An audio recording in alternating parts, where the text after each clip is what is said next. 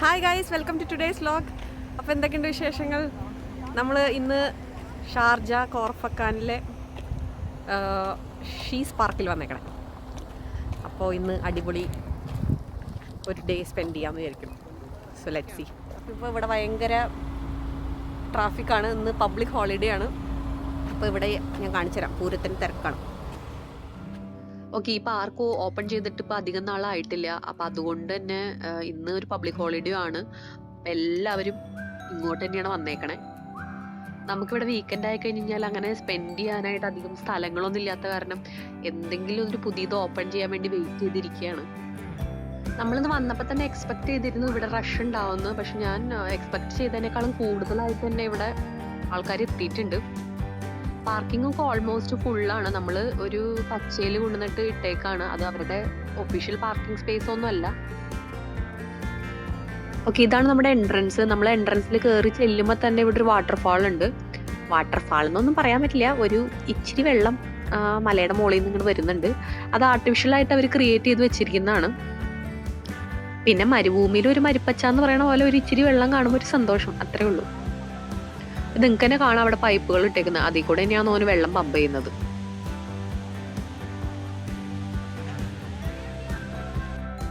പിന്നെ കുറച്ച് കുട്ടി കുട്ടി ലേക്സും ആ ലേക്സിന്റെ മുകളിൽ കൂടെ കുറച്ച് ബ്രിഡ്ജസ് ഒക്കെ കൺസ്ട്രക്ട് ചെയ്തിട്ടുണ്ട്.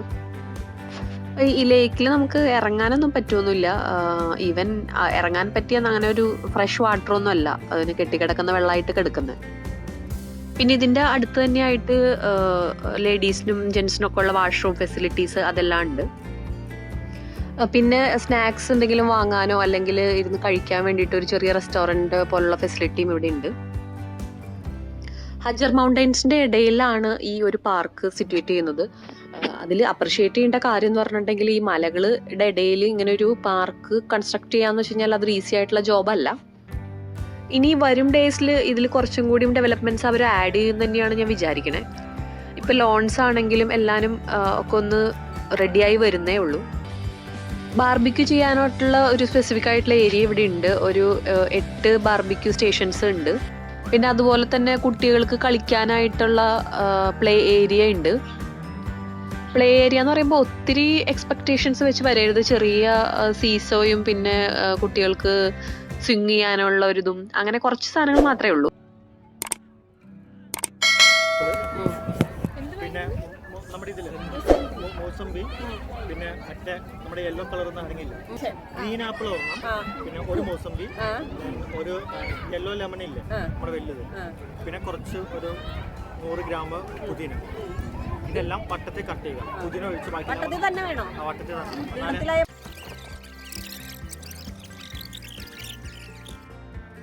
അപ്പം നമ്മളെല്ലാവരും ഫുഡൊക്കെ കുക്ക് ചെയ്ത് കൊണ്ടുവന്നിരുന്നു.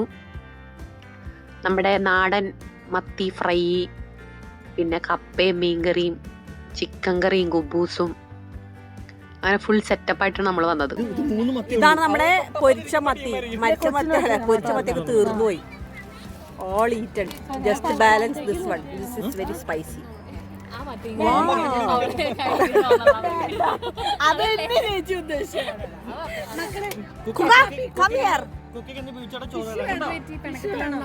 എന്താ മുഖം വീർപ്പിച്ചേക്കണേ? കമ്മിയർ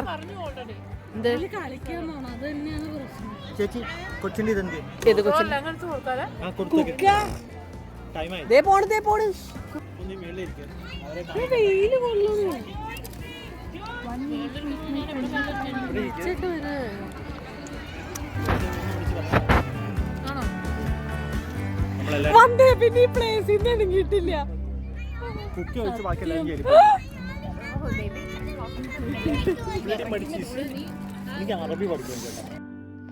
നമ്മൾ എത്തിയപ്പോൾ മുതൽ ഇവിടെ ഇരിക്കുന്നതാണ്.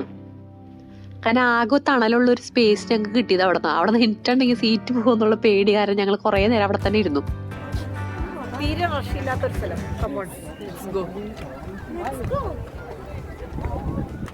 അയ്യോ, നമ്മൾ മല കയറിക്കൊണ്ടിരിക്കുകയാണ്. കുഴപ്പമില്ല, അങ്ങനെ റെസ്ട്രിക്ഷൻ ഒന്നുമില്ല.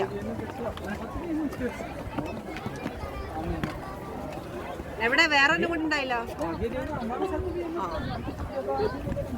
പോരെ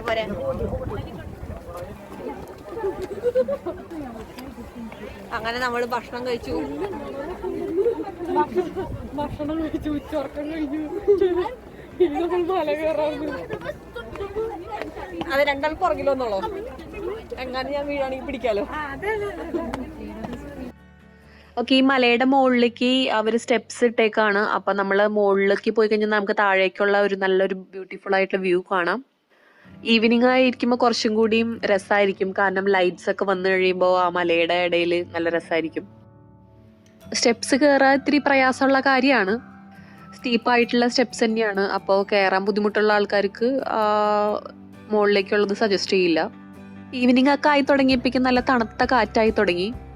ഇനിയിപ്പോൾ ക്ലൈമറ്റ് UAE മെച്ചപ്പെട്ട് വരുമ്പോൾ കുറച്ചും കൂടി നല്ല തണുവും ഒക്കെ ആയിട്ട് ഈവനിങ് നൈറ്റൊക്കെ സ്പെൻഡ് ചെയ്യാനായിട്ട് നല്ല രസമായിരിക്കും.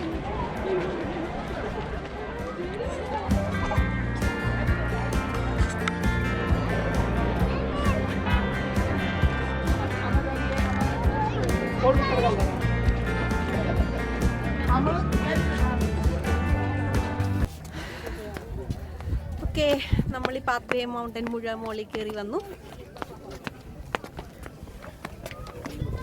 വഴുക്കുന്നുണ്ട് കേട്ടോ, അല്ലേ? സ്ലിപ്പ് ചെയ്യുന്നുണ്ട് ആണ് ഇവരെല്ലാരും ഇപ്പൊ പറഞ്ഞുകൊണ്ടിരിക്കുന്നത്.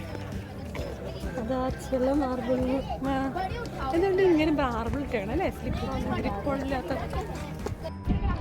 അപ്പോൾ ഇതൊരു കോർഫക്കാനിലെ ഒരു അടിപൊളി പിക്നിക് സ്പോട്ട് ആവാൻ വേണ്ടി റെഡി ആയിക്കൊണ്ടിരിക്കുകയാണ്. ഇനിയും കുറച്ചുകൂടി അഡ്വാൻസ്മെന്റ്സ് ഒക്കെ അവർ ചെയ്യാനുണ്ട്. അതൊക്കെ അവർ ചെയ്ത് ഇപ്പോൾ വിൻ്ററൊക്കെ ആകുമ്പോഴേക്കും ഫുള്ളി സെറ്റപ്പ് ആക്കും.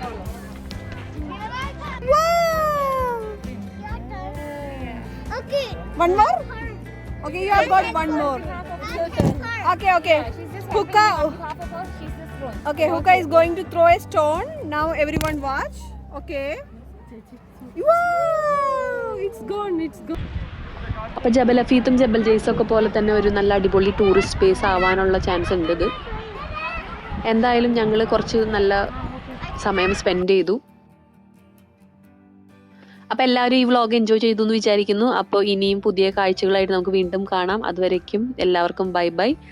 അപ്പോൾ ഈ ചാനൽ കണ്ട് ഇഷ്ടപ്പെട്ടെങ്കിൽ ലൈക്കും ഷെയറും സബ്സ്ക്രൈബും ഒക്കെ ചെയ്യാൻ മറക്കരുത്. അപ്പോൾ സീ യു, ബൈ ബൈ.